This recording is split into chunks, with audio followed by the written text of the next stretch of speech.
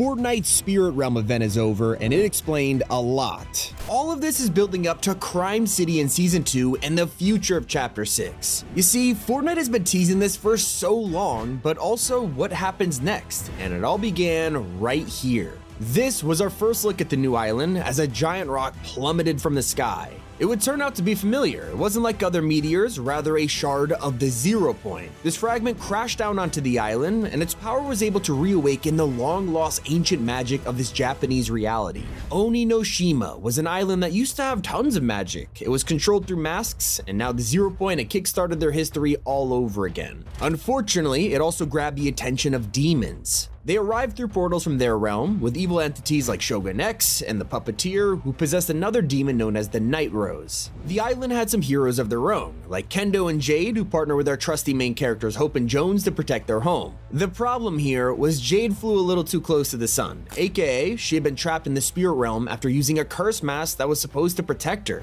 That mask was given to her by Daigo, her brother, who would turn out to be pivotal to this live event. He was obsessed with these masks, considering their family history involved running a mask shop in the past. Daigo, despite good intentions at first, was about to make this demon situation literally 10 times worse. Not only had he trapped his sister in the spirit realm, he was now experimenting with different kind of masks in his family's basement. On the other hand, we had Hope and Kendo doing some good work, collecting splinters from the shard's crash site to forge blades. They needed someone who could safely travel to the spirit realm, a demon of their own. And that's when they come across the Night Rose. By giving her the splinter blades, she's able to finally break free of her enslavement to the Puppeteer. So they were hoping she could return the favor by rescuing Jade, but instead, the Night Rose hands the blades over to Daigo instead. It's probably the last thing she should have done, and as expected, Daigo refuses to hand these back to us. He keeps it to himself, incorporating it into his experiments, and slowly but surely, he begins to play around with dark magic. A few weeks ago, we noticed some strange changes to this basement,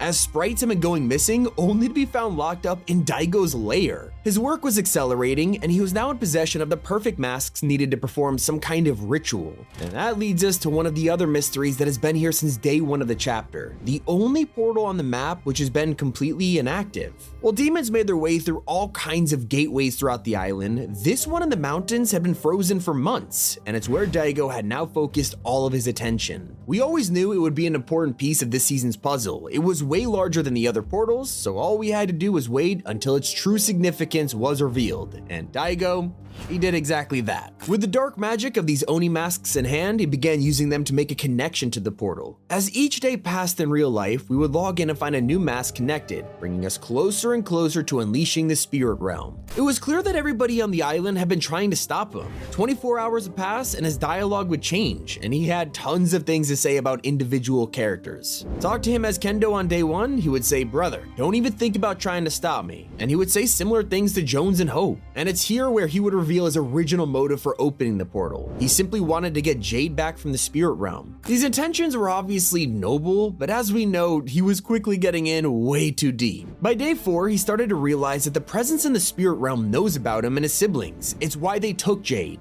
The demons are aware of their history as ancient mask makers. On this day, his ego was starting to show itself, as he told Hope, "It always falls on me to fix everything. The genius, the eldest son," and mentioned to the Night Rose that, "I'm the only one strong enough to face the darkness in the spirit realm." So he's not thinking clearly. Whether he was too blinded by the mission to save Jade or his experiments with dark magic were corrupting him, pretty much all we know is that in the final days before he opened the portal, he was starting to expand his mission. He tells Kendo that saving Jade is just the beginning, and of course it's on me to save us all. He also tricked himself into thinking that he's the one responsible for saving this island. But then on the final day, he was prepared for anything, saying, "Soon I'll be able to breach the spirit realm and save my sister," but that's not enough. To his brother, he would mention he had a plan, while his words to Jones had a very different tone. "I don't know you, I don't trust you, I won't let you touch that shard." All of this has been happening in the background of Fortnite matches, with most players having no idea it was even going on.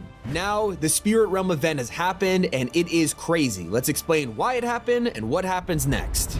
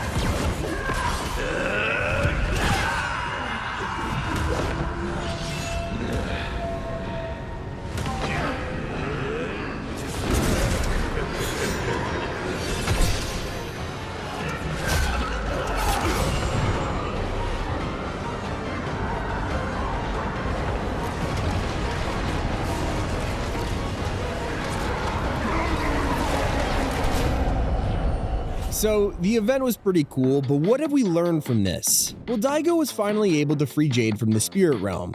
Now, the event is over, and you can talk to her for some extra story. It tells us that the spirit realm has the shard of the 0 point, and we can't let it take the island. And it's not just the demons we gotta be worried about. Pay attention to the portal itself because it's now spitting gold onto the island. Tons of it. If you ask Jade what this means, she doesn't know, but she does predict it'll bring greed, fighting, and mayhem to the island. So the question you're probably asking right now is, what is this building up to? And it's a completely different theme. With the chaos of the spirit realm taking the whole island by surprise, things are about to become lawless. Society will collapse for this new season theme, and in the official teaser, you can see exactly how with the new Crime City POI. Some fans are wondering whether this will be an entirely new area on the map or the destruction of places like Seaport City, but one thing's for sure, it looks brutal. And everything you can see in this teaser is a secret clue for what happens next. The obvious elephant in the room is another return of Midas. This has caused some hilarious mixed reactions, with some people calling him an e-boy now, and others being a little frustrated that every time his story ends, he comes back.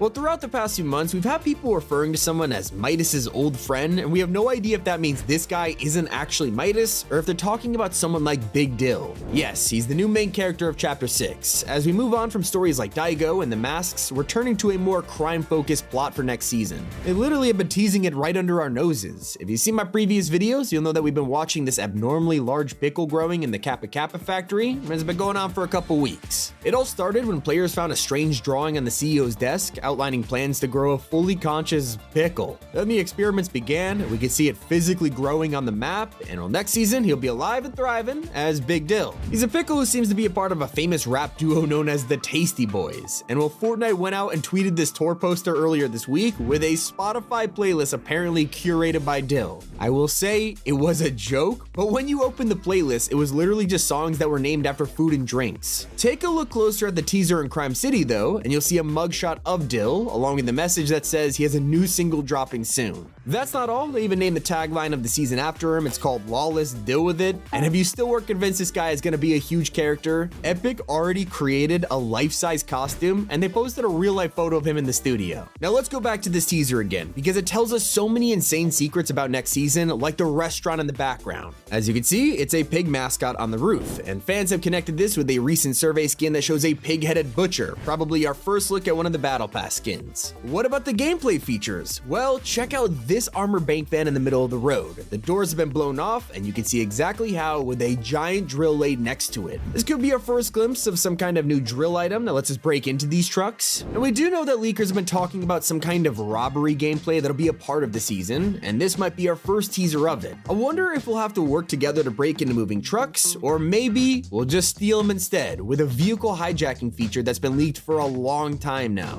Ever since the Wreck season, data miners have been talking about some kind of mechanic that'll let us steal cars from other players and NPCs. It never showed up in Wrecked, but some think that it'll make its grand introduction for Lawless. Oh, and have you noticed what else is on the road in this picture? Ever since Fortnite removed access to sewer travel, not only did they delete the feature, all the drain covers were deleted too. That's until now, where we've spotted one in this Crime City teaser, possibly indicating that we'll be able to use sewers as escape routes during our bank robberies. We could even get away by rappelling. This one has been in the works for a long time, and every chapter we think it'll be introduced into the movement. Well, spoiler, it hasn't, but if there's a perfect time to let us rappel up or down walls, it's literally now. So what is the perfect collab to fit into a crime-themed season? Well, this one took me by surprise, but the Yakuza games will be making their way into Fortnite just in time for next season. Both Kiryu and Majima are getting an outfit in Lawless, and fans are going crazy over it. Some of them even joking it's not the first time they'll be in the same game as Hatsune Miku. Anyway, that is the Fortnite Portal event explained, what happened before and what happens after. This has been Tommy, and I'll see you all soon on Top 5 Gaming.